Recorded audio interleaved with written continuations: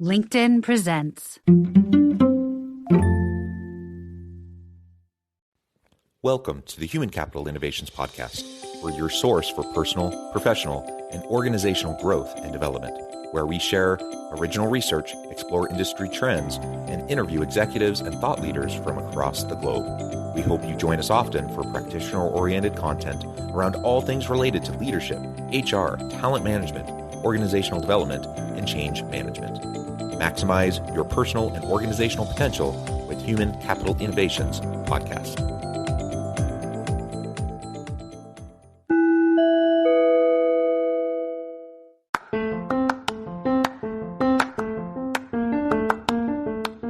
If you enjoy the Human Capital Innovations Podcast, enjoy ad-free listening by going to the Patreon page, and please consider contributing even at the producer or sponsorship level. And please leave a review. Thank you for your support.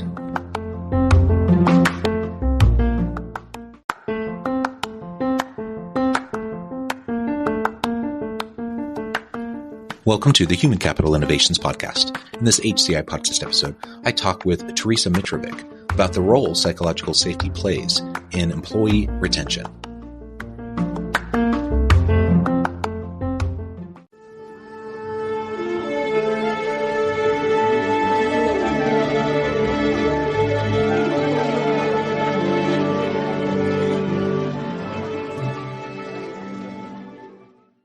Teresa Mitrovic, welcome to the Human Capital Innovations Podcast. John, thank you for having me on your show. It is a pleasure to have you. You're joining us from Australia. I'm south of Salt Lake City in Utah. And today we're going to be talking about the role psychological safety plays in employee retention. This is a really fun topic, one that I think is super important, not only because of the employee well-being and the psychological safety components that lead to a whole variety of other strong issues within organizations, but everything around attracting and retaining great people is really what helps organizations to be successful. So we need to create an environment of mutual accountability and trust, and that can only happen as you have psychological safety in the workplace. So this is what we'll be exploring and unpacking together today. As we get started, I wanted to share Teresa's bio with everybody. Teresa Mitrovic is the founder of ORO Collective, as well as a consultant, coach, course creator, and author specializing in performance, psychological safety, and trust. In her past life as a corporate leader, when the increasing demands of senior leadership clashed with single parenthood, coaching as a leader was the solution. With workloads reset, team cohesion and alignment gained, performance improved, and profit tripled, she has lived and worked internationally, delivering keynotes and workshops to clients large and small, and authored the book, The Currency of Connection: How Trust Transforms Life, Relationships, and Work. And I could go on, but I'm going to pause there. And is there anything else, Teresa, you would like to share with the audience by way of your background or personal context before we just dive on into the conversation? So the one thing I would share is that my understanding, appreciation, and passion for psychological safety isn't purely professional, it's personal as well. So you mentioned in there that I was for a very long time a solo parent. And at the time that I was raising my son, I also was pursuing a leadership career. And those things are really hard to do, even if you do have another partner in the house. Arguably, it's harder to do with another partner in the house. But it really forces you to think about new ways to adapt to the world that you choose to have. So the way that I approach psychological safety today is based partly on what it means to be a leader who's able to achieve great outcomes with the people that they're working with. So creating this idea of performance partnership, but it's also based around our needs to be fully human, because we spend so much time at work that our work experience then naturally informs how we are as parents, as partners, as siblings, as offspring. So we've got to be really careful not to try to fragment our lives too much as employees or leaders, and then the other parts of self that we have. So when I think about psychological safety and the work that I do, it's based on this 18-year corporate leadership background, as well as my decade plus in sitting on this side of the fence, but also informed by being a parent, a partner to a neurodiverse man, and so much more. Yeah. Wonderful. All right. Well, let's go ahead and dive on in, and maybe you can explain for us what you mean by psychological safety, and then we can get into the role it plays in employee retention. Perfect. So psychological safety is often understood as a team dynamic that's really about how comfortable and relaxed people feel about their ability to speak up without fear of judgment or ridicule or fear of being wrong. I take it down another notch and look at it in terms of what safety means and what psychological means. So psychological is about our mental and emotional landscape, and safety we all understand, right? Safety is the absence of fear. And whilst we can't ever expect as adults to live a life absent of fear, what we can do is be mindful about the things that are causing us fear and stress psychologically, so mentally and emotionally. So when I think about psychological safety, it's how do we create a sense of safety at a mental and emotional level so that people can feel that they're emotionally their amygdala, their fear responses are dialed down so that their energy isn't spent on protection. It's spent on thinking, creativity, collaboration, connecting with others. So that's how I define it. The reality is when psychological safety is not present, it causes all sorts of other negative interpersonal communication, teams, behaviors that really can derail what you're trying to accomplish. And so well-meaning individuals will disagree with each other. Intelligent, smart, well-meaning individuals will not always see things the same way. And if you don't have a psychologically safe environment where people can express varying points of view, hash out arguments and disagreements, push each other in their thinking, check their biases, etc. If that can't happen, then you ultimately just derail your ability to be creative and innovative and drive great solutions for the market and do cool stuff in your team. And we've all been there. We've all been parts of teams where that hasn't been the case, where that safety wasn't present, where you felt like you had to self-monitor, where you had to muzzle yourself, where you had to make sure that you spent, like you said, you spent more energy trying to just navigate the politics or the dynamics of the team and saying, thinking about what you can say and can't say and all those sorts of things that you're tiptoeing around each other rather than actually trying to move things forward. And so as we create that psychologically safe place, that then allows us to, obviously we still speak professionally, we still engage in appropriate ways. But it means that, I don't have to agree with my boss. In fact, a good boss is going to want to be challenged. They're going to want to have people push back on them. They're going to want a diverse set of ideas. And you create that environment where that can occur.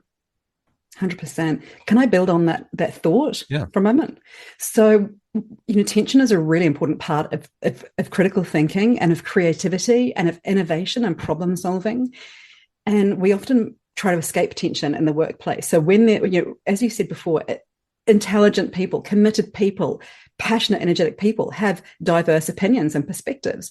And so there's naturally going to be tension in conversations, right? And it's not the tension that's bad. It's the nature of that tension. So the difference between the tension is creative or emotional, right? So the kind of tension that you and I are talking about when we're talking about those experiences that we've all had, where you feel like you've really got to edit yourself or bite your tongue, or you won't say things in a meeting, but you sure as heck will say them outside the meeting. That's emotional tension. It's a tension where we feel as though we don't, we're having to self-protect, or we sabotage others, or attack, or get defensive. But if we can recognize that emotional tension and take the emotion out of it by understanding what's behind it and what the thinking is and where it's coming from, then we can start to create to evolve that into creative tension instead. And that is the kind of tension that helps us to have really great debate. It helps us to test out ideas and make sure that they're more robust and well-rounded. And it helps us to develop our critical thinking and our creative abilities as well. And it also actually helps reinforce psychological safety and build trust and collaboration as well. So tension is one of the things that leaders can often get wrong. They try to avoid tension rather than harnessing it and converting it into a positive energy. And so what does that do for retention? And we can even back up a step and talk about attracting and then retaining good people and having a really healthy team dynamic. What does all this mean for retaining good people? And why is it a problem? When we don't have psychological safety, how does that negatively impact retention in the long run?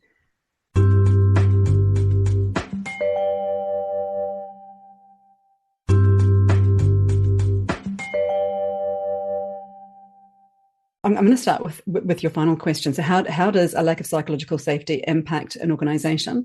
We're all aware of that old phrase that people don't leave bad jobs, they leave bad managers.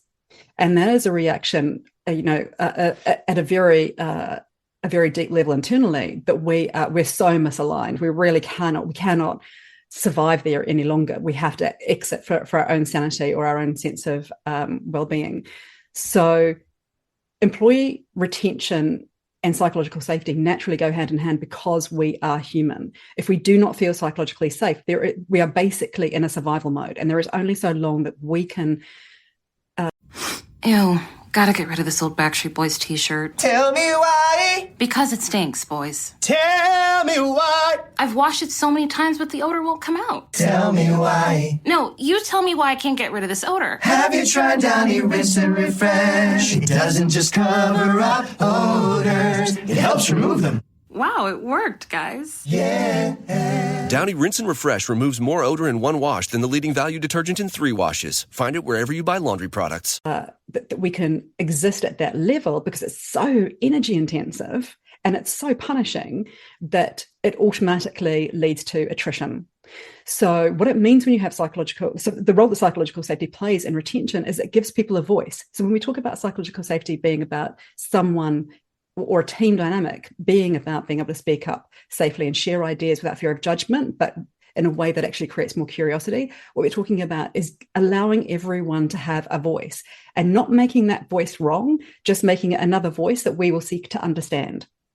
It also then, when someone starts speaking up, they are naturally more inclined to become more involved, become more intrinsically engaged, right? So they become more committed because suddenly with a voice comes agency. You're actually able to do something different because suddenly what you're saying matters. Whether or not it gets woven into a plan or a solution, you're still being heard. And all anyone really wants is to be seen, heard, and understood, right? So as long as we're listening and hearing what people are saying, then we can either integrate or kind of move on from what people have contributed. But having the ability to speak up gives people deep engagement and agency. And those two things then enable trust building because it gives you dignity. So you've got the dignity that helps you build your sense of self on a team, your sense of purpose on a team, helps you to define your role and the meaning that you contribute. So then you start to act from a place of collaboration. So we can only collaborate when we feel like we've got nothing to fear from other people. Right. Otherwise we're competing, right? So you cannot get to a place of genuine trust and genuine collaboration if you do not have psychological safety. What you will have instead is a very fragile sense of collaboration, which when it's put under pressure will break. And what you have is not genuine trust, but artificial trust. So again, when you need it most, it's going to crumble under pressure. So it's really, and what leaders tend to do is they tend to make some mistakes around those things. So there are some really simple errors that leaders make all the time naturally because we tend to just kind of act from our thinking in the current moment. So if I can kind of run through some of the challenges that leaders face when they're trying to build psychological safety. One of them is we ask people to speak up and then we shut them down. And we do this all the time, right? We do this not just at work, but in conversations generally. We'll invite opinions. Someone will give us their opinion. We'll say, oh, no, we did that last time. It didn't work. Or no, that's a little bit too, we don't have the budget for that. We don't have the time. We don't have the resources, manpower. A better response is to say, okay, tell me more, expand on that. Tell me what you're thinking. What would that look like? And you can even say, we've tried that before and it hasn't worked. Tell me what you're thinking about how the context has changed now. What do you see that I don't? So being curious, not judgmental, right? And that takes, let's be honest, that requires impulse control as a leader, which can be very, very difficult when we're under pressure and feeling really stressed because we just will go to our natural responses. So one of the things leaders really need to do is take a deep breath and focus on being intentional about actually, let's draw this out and see whether there's a solution in the thinking, not the idea they've come up with, but the thinking that got them there, because sometimes you can go deeper into it. Another mistake I see leaders making all the time is they're so time pressured and time poor and so focused on performance that they tend to think more operationally rather than strategically. So they'll be focused on the mechanisms of work, not how it's working and how their team are working. So and again, this is a stress and pressure based dynamic, but one of the things leaders can do is take some thinking time to step back from the business and say, okay, what is it that we do consistently over the course of a year? What can I do to simplify all of the things that we're doing regularly as a team? How do I create a structure that simplifies all of that and keeps us really closely aligned, really on point with whether we are making progress, whether we're succeeding or not, and how we course correct. So making sure that you've got this really clear roadmap for every year that gives you deep clarity, helps a team understand how to align around the shared goals, but also the role that they play individually within the team to achieve those goals, but also has regular touch points for one-to-ones with individuals, but also regular touch points to look at team feedback around how the team are performing, but also how they're achieving against the goals that they've set out for themselves and each other. So those are kind of a couple of things that I see leaders doing all the time. The three mistakes I see leaders making all the time internationally is trying to hold people accountable without first creating a psychological contract that gives them permission to do so. And what I mean by that is when you hold someone accountable after the fact to a set of expectations that you never made clear in the first place, right? It doesn't sound like course correction. It sounds like blame and judgment, and it comes across a lot more blunt. So you lose the ability to use feedback as a development tool, and it sounds more punitive. So the challenge there for leaders is to look at the team's work together and say, what are feedback mechanisms that we need to put in place? But equally, how do we set up expectations around the work that the team are doing together so that everything is clear? People know what's expected of them. They know how much wiggle room there is and where they've got free thinking space to be able to achieve in whatever way feels most effective and efficient for them. But knowing that you've got touch points that are early and often so that you can check how the team so you've got these little pulse points where you can check how the team are performing and where they might need additional direction or coaching or mentoring or resources. But you really need, as leaders, we all need to be setting up this psychological contract around this is what performance looks like, and here is my role in it, in terms of being alongside you to provide the direction, support, access, and coaching that you need. And here is your role in it. And then making it easy to catch up regularly to check on how everyone's doing. So many gems there. I've seen all of those problems that you just outlined. Again, regardless of intention, right? I think most leaders are well-intentioned. I think most leaders don't get up in the morning thinking, how am I going to take advantage of or exploit my people today? How am I going to create an unsafe environment for them where nobody wants to contribute? Like nobody does that. Everyone gets up with good intentions and wants to have, well-functioning, well-running, high-functioning teams. The problem is our human nature gets in the way, and just the busyness of work and of life gets in the way. And so then people end up cutting corners or just kind of falling into the same traps over and over again. Nothing you said just a minute ago was rocket science. I mean, it's all kind of basic stuff, but yet we fall into the same traps over and over again. So I often say, not zooming out now and not just talking about psychological safety, but just talking about leadership generally.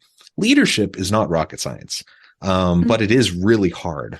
And the reason why it's really hard is because you have to do simple things and execute them well and do them consistently over time, repeatedly. And that is hard to do.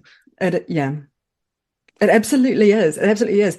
There's this trust model that talks about the 4 different C's of trust, and consistency is one of them. So being able to consistently behave in a certain way and it's really hard when you've got so many things going on around you and so many demands on you as a leader, and particularly when you are, I was going to say, you're working with external stakeholders, often internal peers or stakeholder groups. You've also got the people that you're reporting up to or the board, and then you've got your team. So as a leader, it's almost like you're an island who has all of these different stakeholder groups that you have a different responsibility and commitment to. And so you're juggling all of that whilst at the same time as is true, I think, for all of us, having deep pressure put on you in terms of performance outcomes. So being able to be intentional and precise and consistent in your thoughts and your words and your actions can be incredibly difficult. And that's why I mention the idea of impulse control, because when you're stressed, instinct kicks in and you will respond from a place of habit. And over time, with enough intentionality and consistency and practice, you will get to a place where the instinct that kicks in is around curiosity, not judgment. It is around performance partnership, not command and control. But you need a good 3 to 6 months of practicing that to be able to really feel like you can hold it down in moments when you're under high pressure. But I agree with you. Most leaders, want to have a positive impact. They want a team that's happy, high functioning, engaged, committed, trustworthy. But no one's taught them how to do that.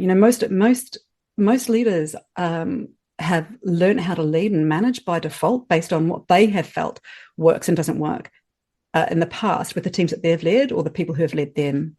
So often we pick up some really bad habits, and no one ever peels back the onion and says, okay, so put aside everything that you know for a moment and, imagine, and I remember saying this to one client once, imagine if you were coming into your role brand new with all of the experience and knowledge that you had about the business, the people inside it, the demands on the business, the expectations of you, how would you design your workload and your team's workload going forward based on what you know, not what you've been doing?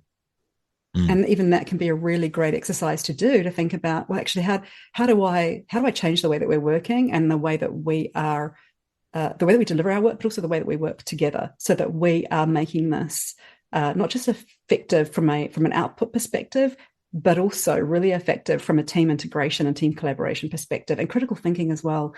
I think one of the things that we don't talk to leaders and managers enough about is the role of developing critical thinking and creativity in your team as well. We're often so focused on the output that we don't focus on the input and the stuff that's actually creating the quality of that output.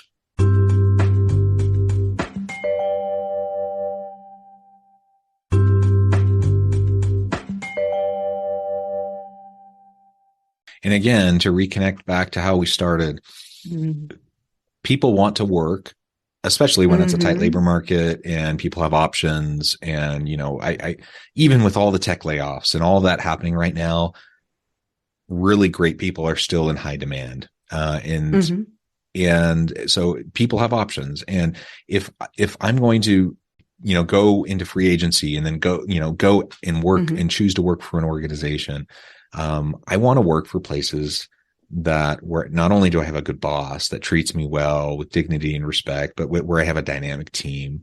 I want to go places where I have opportunities for growth and improvement. And I want to go to a place where the values and purpose align with my values and purpose. And psychological safety becomes the foundation for all of that. And so if you don't have it, then you essentially erode the ability to really get great people. And you might trick people in the short term. You might be able to put on a facade and people come because they think you're a great place to work, but your reputation will precede you. And it doesn't take long for word to get out that you're actually a pretty crummy place to work. And then, and the good people will leave, and then you won't get good people to fill in the gaps. And so really, if you want a good pipeline of great talent, you have to start with psychological safety, that foundation of mutual accountability and trust. You have to make sure that these things are clearly communicated, where you know your people and have the opportunity to have those ongoing conversations and that dialogue. All of that will lead to greater levels of psychological safety and greater levels of retention, which ultimately, of course, drive a whole slew of other positive outcomes for organizations. And you ultimately bring more value to the market, and you're relevant as an organization, and you grow, and you're able to do great things. And that's what everyone wants. Absolutely. Absolutely. And psychological safety, when you work it into not just your leadership behaviors and your and your team dynamics, when you work it into the systems in your business as well, that's when you start to really lock in the idea of psychological safety from an organizational perspective. Because if you just leave it at the leadership level, then you are reliant on your leaders and their impulse control, their intentionality, their ability to connect and build trust. So it's really important at an organizational level to think about it across multiple levels, not just at the leadership, at the team level or the leadership level, but also at the systemic level as well, and equally right down to the level of individual. Because when an employee joins an organization, so even if an organization has a great reputation like Google had, and people know it to be a psychologically safe, very kind of engaged environment for employees, it really comes down to your relationship with the manager and the team that you're working with, what your experience looks like, because we each enter into a new job with this psychological contract in place, right? We have an understanding and an expectation, just as our team members and our boss does. If that isn't made explicit, and we don't, that's not all transparent, then there is a risk that psychological contract will be broken. And I've said to people in the past, our employee engagement is never higher than the day that we walk through that front door. And then give us 6 months, give us 6 to 12 months, and our employee engagement will suddenly start to drop to around 70%. Now, when we're doing employee engagement surveys and we've got 70% response rate, we shouldn't be excited. We should see that as 30% of employees don't even care enough to tell us what they're thinking or how they feel about it, right? So what we've got to look at is, it's not just how do we create this great organizational brand around the way that we treat our employees, psychological safety being at the heart of that, but how do we continue that? So how do we take this person who's going to walk in with 100% engagement? How do we onboard them really well so that they know that, to your point, they know that there is going to be career growth for them or learning and development that's going to support them in their career growth, whether it's internally or externally, because the outcome of it doesn't matter. What matters is that you are feeding and nourishing someone's mind and behavior, because whilst they are at your place of work, they're going to be giving the fruits of that labor to you. But how do you onboard people really well so that they know that the psychological contract that they had is being met? And how do you as a leader build a relationship with each employee once they join to help reinforce that, so that you're building psychological safety, which then enables trust, which then unlocks this level of performance that is beyond anything that we normally experience in a command and control environment.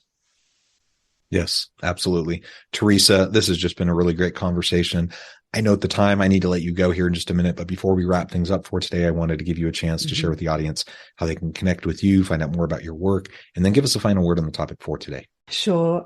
So you can find out more about me by connecting with me on LinkedIn. It's probably the fastest way to see what I do and how I work. But I've also got a special offer for the listeners of Human Capital Innovations as well, which is a heavy discount on a couple of online courses that help leaders understand how to build psychologically safe, trust-based systems internal to their organization. So one course is Performance Partnership Playbook, which is all around how to create performance partnership as a leader. The other course is 30-day team reset, which is how do you, if you're a leader who's like, I want to see the results, how do you pick something up and create impact, so performance traction, but culture change inside of 30 days. And that course, so both of those courses are available online, and I've got a special offer for listeners on the page. So it's www.orocollective.space/human capital innovations. So I think you'll be popping that in the show notes. But do go and check that out, because again, you'll get more insights into how I work, what I do. But the final thought that I would like to leave everyone with around psychological safety is that psychological safety isn't the cherry on top. It's one of the core ingredients that goes into a successful organization, a successful team, a successful work experience. So organizational safety is there, whether we're paying attention to it or not. And it's such a core human need, particularly when there is so much uncertainty and so much change and volatility around us all the time. So the more we can create psychological safety in our workplaces as leaders, the more value we're creating, not just for our employees and our teams in the organization, but also for the lives that our employees have outside of the organization as well. So psychological safety is an essential, fundamental part of being human. It's not a theoretical cherry on top kind of an idea. It's absolutely fundamental, and it is game changing, and we need it. It affects all areas of our lives, and we need it now more than ever. Yeah, well said. Teresa, thank you so much. It's been a real pleasure. I encourage my audience to reach out, get connected, find out more about what Teresa can do for you. And as always, I hope everyone can stay healthy and safe, that you can find meaning and purpose at work each and every day. And I hope you all have a great week.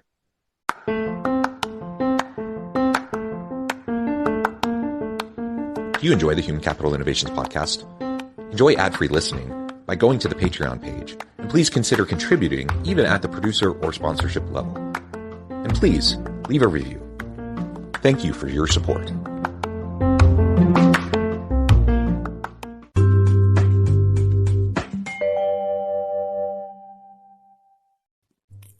Thanks again for joining us for this episode of the Human Capital Innovations podcast. I hope you stay healthy and safe and that you have a great week.